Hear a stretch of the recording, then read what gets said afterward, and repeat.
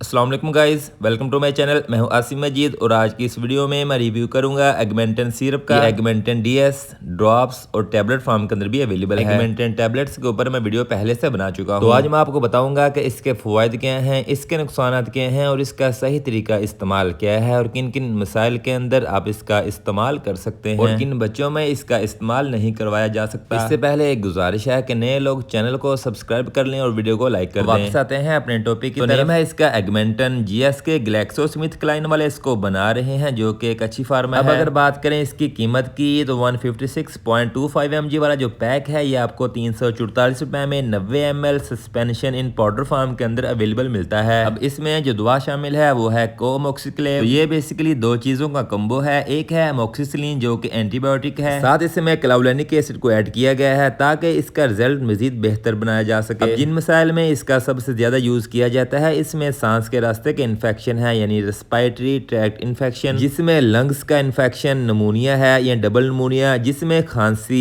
बलगम के साथ बुखार और जिस्म दर्द वगैरह की शिकायत रहती है। इसके अलावा ब्रोंकाइटिस, चेस्ट इन्फेक्शन में सांस की नालियों में सोजिश हो जाती है जिससे सांस में दुश्वारी, खांसी और बुखार हो जाता है। तो इन अलामात में भी ये यूज किया जाता है। इसके अलावा टॉन्सिलाइटिस यानी टॉन्सिल्स, बच्चों का अगर गला खराब हो जाए वो बैक्टीरियल इन्फेक्शन की वजह से भी हो सकता है, तो उसमें भी ये मुफीद है। इसके अलावा ओटाइटिस मीडिया यानी कान का कोई इन्फेक्शन हो जाए या सिनोसाइटिस नाक का कोई इन्फेक्शन हो जाए तो उसमें भी ये मुफीद है। इसके अलावा स्किन इन्फेक्शन में दाने, रेशे वाले दाने, गिल्टियां, उबसेस हो जाए या फिर बच्चे को कोई चोट लग जाए या जख्म हो जाए तो इन्फेक्शन से बचाने के लिए यूज किया जाता है। इसके अलावा बच्चे की कोई सर्जरी हुई है, जोड़ या हड्डी का कोई इन्फेक्शन हो जाए तो उनको ट्रीट करने के लिए भी इस्तेमाल किया जा सकता है। इसके अलावा डेंटल इन्फेक्शन में दांत वगैरह का दर्द या कोई पस वाली गिल्टी बन जाए तो उसमें भी यूज किया जा सकता है। इसके अलावा पेशाब के रास्ते का इन्फेक्शन या पेट में कोई इन्फेक्शन हो जाए तो उसमें भी मुफीद है। अब बात कर लेते हैं इसके नुकसानात की। तो इसमें स्टमक अपसेट होना, उल्टी मतली, लूज मोशन, डायरिया, भूख में कमी, पेट दर्द, मुंह का पकना और डोज का गलत इस्तेमाल से जॉन्डिस या पीला यरकान हो सकता है। लिवर फंक्शन या हार्ट बीट का तेज होना, WBC का कम होना, स्किन पे कोई एलर्जी या रैश हो सकता है। बात करते हैं इसके तरीका इस्तेमाल या डोजेज की। तो जिगर, गुर्दे और दिल के मरीज इसका इस्तेमाल ना करें और ऐसे बच्चे जो सेफलोस्पोरिन या अमोक्सिसिलिन से एलर्जिक हो उनको भी इसका इस्तेमाल ना करवाएं। बनाने का तरीका ये है कि बोतल पे लगे हुए निशान तक उबला हुआ ठंडा पानी डालकर शेक करें ताकि ये रेडी हो जाए। डोज का तयन एज, वेट और कंडीशन के हिसाब से होता है। ये सब इंफॉर्मेशन थी एगमेंटन सिरप की। उम्मीद है आपको वीडियो पसंद आई होगी। अपना ख्याल रखिएगा। अल्लाह हाफिज।